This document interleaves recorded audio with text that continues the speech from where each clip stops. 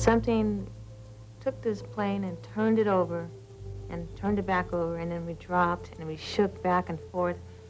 I mean, it was, I have quite a few miles on me, and it was, I can't describe this turbulence. But it had always been one of these up and down, but never this wild gyration. If you look at pictures of jet streams, you know, drawings, you see like this, like a tube of air, and we must have flown, boom, right into the middle of it.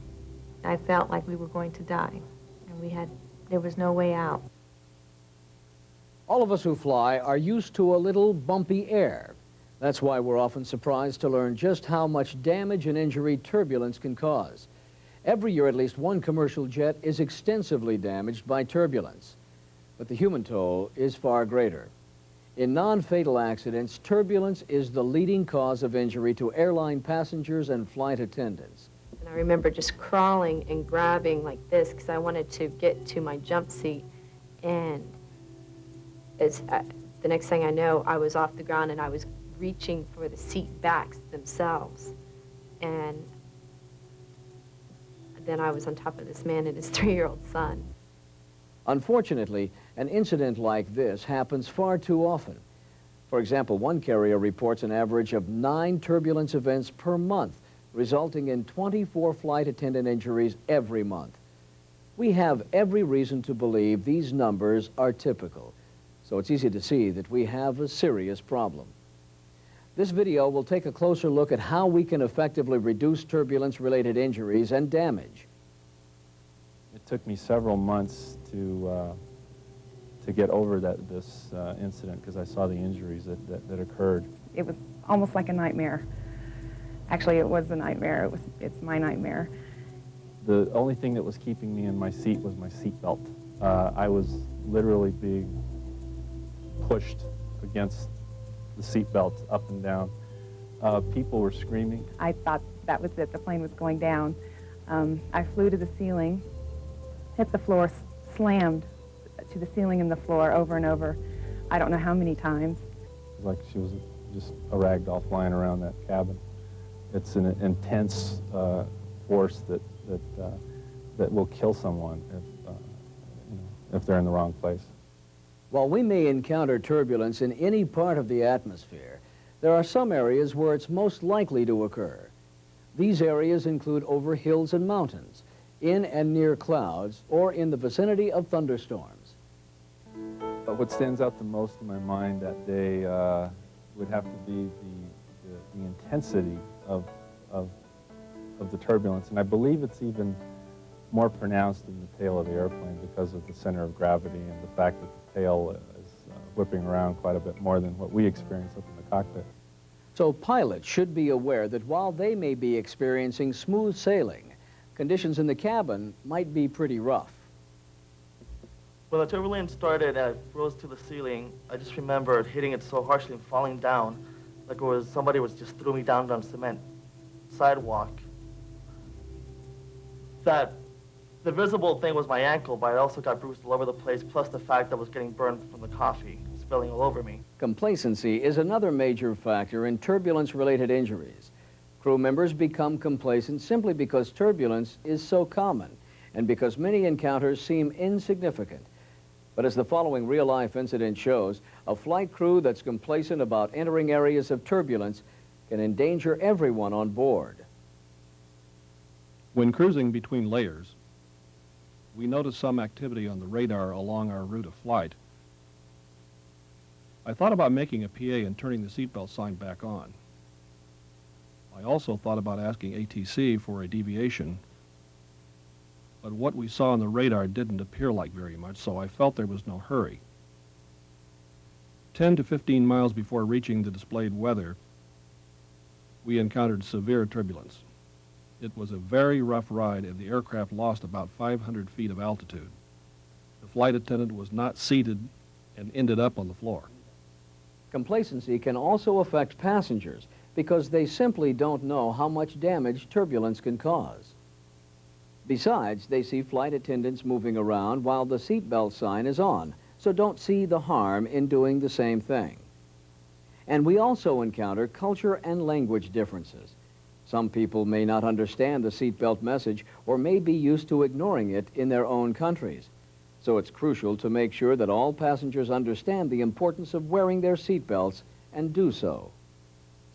Communication between the cabin and cockpit also plays a vital role in the outcome of turbulence encounters. The cockpit crew must inform the cabin crew of impending turbulence, just as the cabin crew must inform the pilots of conditions in the cabin. And the cabin crew should understand that they may have to secure the cabin or seat themselves without orders from the cockpit. Even when it's not possible to avoid turbulence, there are still many things crew members can do to minimize injury. Pilots should brief flight attendants at the earliest possible time. The briefing should include the estimated time until reaching the area, the estimated intensity and duration of the turbulence, necessary actions before and after entering turbulent conditions, and the details of the PA announcement. If the decision is made to secure the cabin, make sure flight attendants have enough time to do so. Flight attendants can also do a great deal to reduce turbulence-related injuries by keeping the cabin at minimum readiness levels at all times. This begins by letting the passengers know that it's important to obey the seatbelt sign. Periodically check to see that every passenger has his or her seatbelt fastened, and not just when the seatbelt sign is on. Many passengers, especially children, aren't aware of the potential for injury during turbulence, so they simply ignore the seatbelt sign and the PA announcements. Also check overhead bins to ensure that they're properly latched. Be aware of any loose items, from people to soda cans, that could become missiles, and stow service items and carts when not in use. Locate the nearest empty seat in case you have to quickly use it, and keep in mind that the nearest seating area might be the floor. Readiness is one of the best defenses against turbulence-related injuries, but once the turbulence has started, crew members can still help minimize its impact. When turbulence is light, the captain can turn on the seatbelt sign at his or her discretion. But for anything more than light turbulence, the seatbelt sign must be on. The captain should then make an announcement instructing flight attendants and passengers to be seated. An interphone call to the flight attendants should follow, briefing them on the expected intensity and duration of the turbulence. During light turbulence, flight attendants must make sure that seat belts are fastened and that all infants and children are secured. Check to see that lavatories and bassinets are unoccupied. Secure unattended carts and make sure that loose items are stowed. When walking becomes difficult, flight attendants should sit down and fasten their seat belts. Do not jeopardize your safety by moving around the cabin during periods of severe turbulence. In fact, if the flight becomes bumpy, don't wait for the captain to turn on the seatbelt sign. Go ahead and make a cautionary PA. Then ask the captain to turn the seatbelt sign on. When I return, if it starts shaking a bit in the back, I will be very comfortable picking up that phone and telling the pilot, hey, we need to be seated back here. This is really getting rough on us.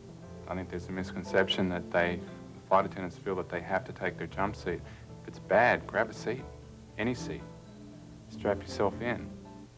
When the cockpit crew advises that it's safe to resume cabin duties, flight attendants may get up and start returning the cabin to normal. Turn the cabin lights to bright. Calm the passengers and check to make sure that no one is hurt. Let the captain know if there are any injuries or damage. If the seatbelt sign continues to remain on after the turbulence has passed, check with the captain to see if it's still safe to conduct duties. After any turbulence encounter, pilots are required to report the event as soon as possible. Pilot reports often provide the best available information for turbulence encounters and may be the only information about CAT encounters. As we've seen, a little bumpy air has the potential to cause serious damage to aircraft and debilitating injury to passengers and crew members. Just because turbulence seems to go with the territory doesn't mean we can take it for granted. Avoid turbulence whenever possible, and if you must fly into it, take the necessary steps to reduce its impact. Your fellow crew members and passengers are depending on you. Thanks for watching.